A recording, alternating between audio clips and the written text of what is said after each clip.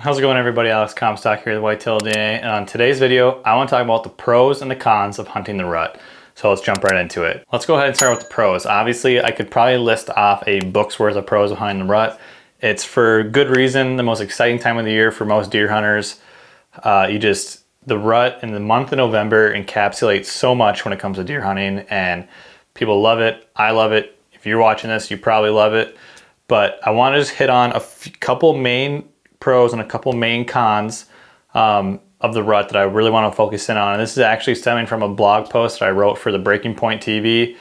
So you can go read that on the Breaking Point's website. Also go check out the Breaking Point YouTube channel. I'm just going to go ahead and link here because they've got some awesome stuff. And I wrote a blog for them and decided to make a video about it. So pro number one is going to be you get to see more deer. It's usually a fact of the matter is that, deer are just moving way more during the rut. Does, bucks, you name it, they're moving throughout the day. It just gives you a better opportunity to see deer than earlier in the year. Earlier in the year in October and September, you might be zoned in on a certain buck, and we'll get into this, but that might be a better time to kill them. But if you're someone who's just out there hunting or you don't have a certain buck to go after, the rut is awesome because you just get to see a lot more deer and the activity is just ramped up. With this increased activity and seeing more deer, it gives you opportunities that you also might not have had earlier in the year. So let's just say you've got family obligations or work, or on a given day you've got stuff going on. Maybe you got to drop kids off at school in the morning. You got to maybe pick them up in the afternoon. Maybe you get the day off. Maybe you can go hunt from 9 to 3. Whereas in September that might not make the most sense, but in November it's all about putting time in, and just the time that you can get in the woods is good time spent in the woods, put it that way, because anything can happen anytime in the rut. And so it just gives you those opportunities that maybe you wouldn't have had earlier in the year. The next thing I want to cover, one of the pros, is just you simply never know what could happen. This is a great time, whereas, say you don't have a target buck to go after. Everyone, if you're watching shows, always got their target buck to go after. Like I'm headed out to North Dakota. When this goes live, I'll probably be hunting the rut in North Dakota. I don't have a specific buck to go after. And so what's awesome about the rut is that you just never know what could show up. Literally you could be in a tree where a buck shows up and the day before that buck was 5 miles away, and that's no hyperbole. North Dakota, I've known of bucks that have moved 8-10 miles during the rut, which is pretty wild to me. And everywhere is a little bit different. Those western, more open states, bucks are gonna move further.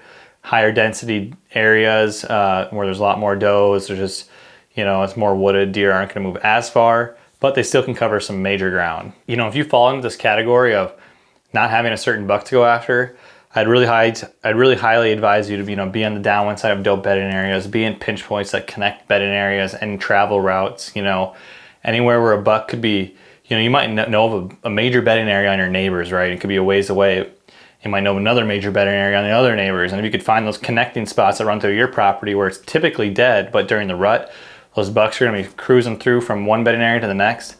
Those could be really good spots for you, and this could create some really good opportunities for someone like, if you don't have a target buck to go after. And the last pro that I want to talk about is it gives you the unique opportunity to be really aggressive. During the rut, you can really push it, whether you're hunting bedding areas, marginal winds, with calling and rattling and grunting, and it's not always gonna all work all the time, and you can still get busted.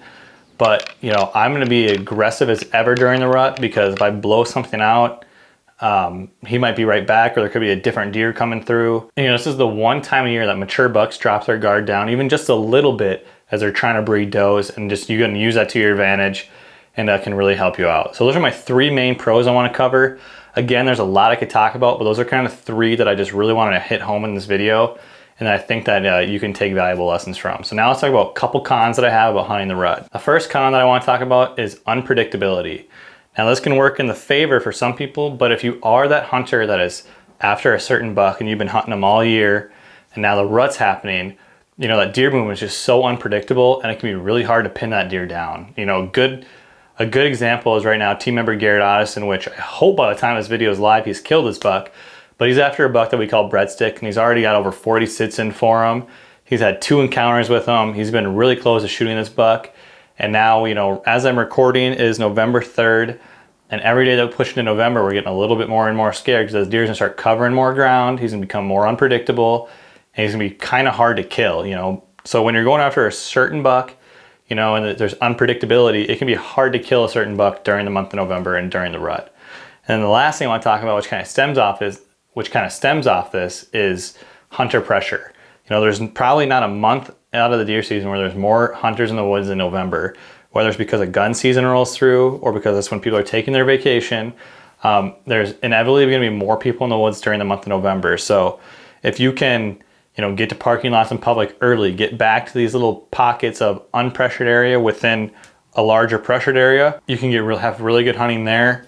And just overall, I would just highly, you know, suggest to you that just understand that there's going to be more pressure out there, and whatever you can do to avoid it or use it in your favor is going to help you. Last thing I want to talk about with hunter pressure is, you know, if you can find unique access into spots, whether it's through a kayak or, you know, a long roundabout hike that people aren't going to go, or if you can hunt weekdays, stuff like that is always going to help you kind of avoid that hunter pressure. So overall, hunting the rut is absolutely unlike anything else, and it's easily most whitetail hunters' favorite time of the year.